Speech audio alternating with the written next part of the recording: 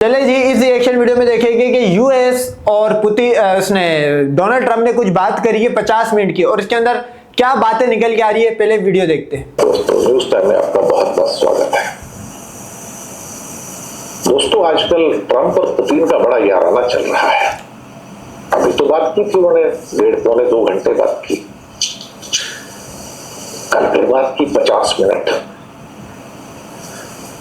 मुझे लगता है कुछ बड़ा होने का डर है शायद। क्या बड़ा होने जा रहा है पता नहीं। शायद एक खौफ है ट्रंप को और पुतिन को कि कहीं वो अल्टीमेट वेपन का यूज होने तो नहीं जा रहा, और वो अल्टीमेट वेपन ईरान भी इस्तेमाल कर सकता है। मैं आपको बताऊं, देखो जी, 22,000 स्क्वायर किलोमीटर को बर्बाद करने के लिए 4-6 बम बर्फ काफी है, लेकिन ईरान के 16.5 लाख स्क्वायर किलोमीटर को बर्बाद करने के लिए 10,000 बम चाहिए। ये समझ लो। तो क्या ट्रंप को इस बात का एहसास होना शुरू हो गया कि ईरान उस अल्टीमेट वेपन का यूज कर सकता है?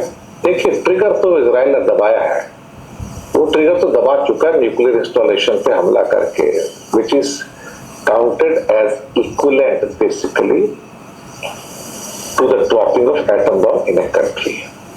ये आप नहीं कर सकते ना, और ये तो आज तक पुतिन ने भी नहीं किया। धमकियां बहुत दी यूक्रेन को, लेकिन एटम बम गिराया तो नहीं है कभी। अब इन दोनों की बातचीत, दोनों एक दूसरे के दुश्मन, जान के दुश्मन, ट्रंप और पुतिन, लेकिन बात कर रहे हैं साहब, ऐसा कौन सा संकट है, ऐसा कौन सा क्राइसिस है जिसे मिलकर दोनों अवॉइड करना चाहते हैं? और ट्रंप क्यों बोल रहे हैं कि अब मैं दोनों की यारी करवा दूंगा, दोस्ती करवा दूंगा? करने तो नहीं जाते नहीं, अभी तख्ता पलट की कोशिश है। क्या पता बाद में चले जाए। अभी जब तक ये एपिसोड आपके सामने है तब तक तो नहीं है। रात को रिकॉर्ड हो रहा है, सुबह आएगा, हो सकता है सुबह तक कुछ हो जाए, लेकिन फिलहाल अभी तक तो कुछ नहीं हुआ जब रात को ये रिकॉर्ड हो रहा है एपिसोड।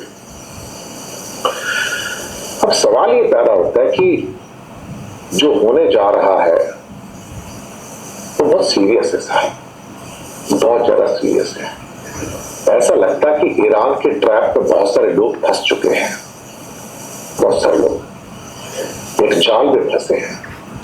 और इसी ईरान के ट्रैप में पाकिस्तान ने ऐसा पासा मतलब फेंका है कि आप नोट करो कि इंडिया को पाकिस्तान यही चाह रहा था कि इसका ना सिर्फ जो एक इंडिया के पास स्लॉट रह गई थी, वो थी चबहार पोर्ट वाली।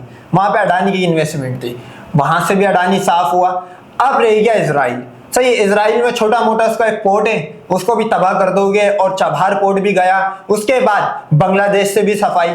तो इंडिया को पैसों के लिहाज से, डिप्लोमेसी के लिहाज से, और अब इंडिया के लिए एक और विंडो ओपन होने जा रही है। जैश ए मोहम्मद के बाद हमास 2.0, इंडिया को पता लग जाएगा कि ये प्रोक्सियों ने ये क्या कर दिया। अब ये मुस्लिम प्रोक्सियों से बहुत गंदा फंसने वाला है इंडिया। मतलब अब ये तरक्की की तरफ नहीं जाएगा, अब इसको चारों तरफ से एंगेज कर दिया जाएगा, और एंगेज हो चुका है।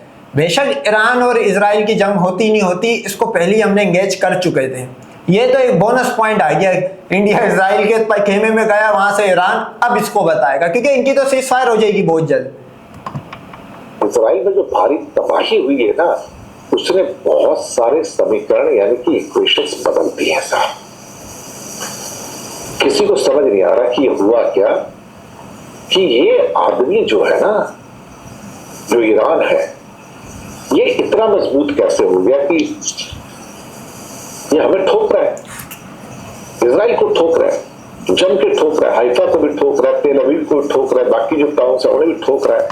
अच्छा, एक मैं आपको बताऊं, बमबारी वहां पे चल रही है ईरान और इजराइल में, चुत सीता रही है। वो कहते इनका भगवान इजराइल ठुक रहा है, तो फिर इनके भगवानों की भी हार है, क्योंकि इनके जो भगवान है वो पेपेंदे के लोटे हिंदुओं के, वो कभी ट्रम्प की उसमें गोद में जाके बैठ जाते, वो भी बीफ खाता है। अच्छा, इजराइल वो भी बीफ खाता है। ईरान जिसके सपोर्टर हुए थे बहुत पहले वो भी बीफ खाता है। रशिया वो भी बीफ खाता है। तो इनकी माता खाने वालों को ये अपना दोस्त बनाते हैं ये हिंदू, ये इनकी औकात है हिंदुओं की। तो कई तो फोटो ऐसी आ गई जहां मुझे देख के मैं दिखाना चाहता था अपने चैनल पे, मैंने सोचा ये फोटो है कहाँ की, गजा की लग रही है, तो गजा बर्बाद हुआ। वो कहते नहीं यार ये तो तेल अवीव की फोटो है, हाइफा की फोटो है। तो यकीन नहीं आया, ऑथेंटिकेट किया तब समझ आया कि इतनी बर्बादी ईरान करके चला गया भाई, कि कई एरियाज को गजा बना दिया उसने। अब सवाल ये पैदा होता है कि इन हालातों के अंदर आप करोगे क्या। मुझे अभी महसूस हो रहा है कि चीजें हाथ से बाहर जा रही हैं, और ट्रंप को और पुतिन को लग रहा है कि कहीं ऐसा ना हो कि भाई ईरान उस अल्टीमेट वेपन का यूज कर ले इजराइल के खिलाफ। अच्छा, कुछ लोग कहेंगे ईरान के पास तो बम है नहीं, साफ पर्दे के पीछे बहुत कुछ होता है। ये किसने कहा कि उसके पास बम होना जरूरी है? उसको बम चाइना भी दे सकता है, उसको बम रूस भी दे सकता है। रूस पे सैंक्शंस है, रूस बदला निकालना चाहता है अमेरिका से, ऊपर से फोन पे बात करता है, अंदर से पीठ में छुरी भी घोंप सकता है। पुतिन पे भरोसा करना बहुत मुश्किल है, और शी जिनपिंग तो कुछ भी कर सकते हैं। वो तो हिंदुओं का भगवान है, हिंदुओं का यमराज है, वो जब चाहेगा इंडिया को पेल देगा। तो शी जिनपिंग तो तुम्हारा तो भगवान है हिंदुओं।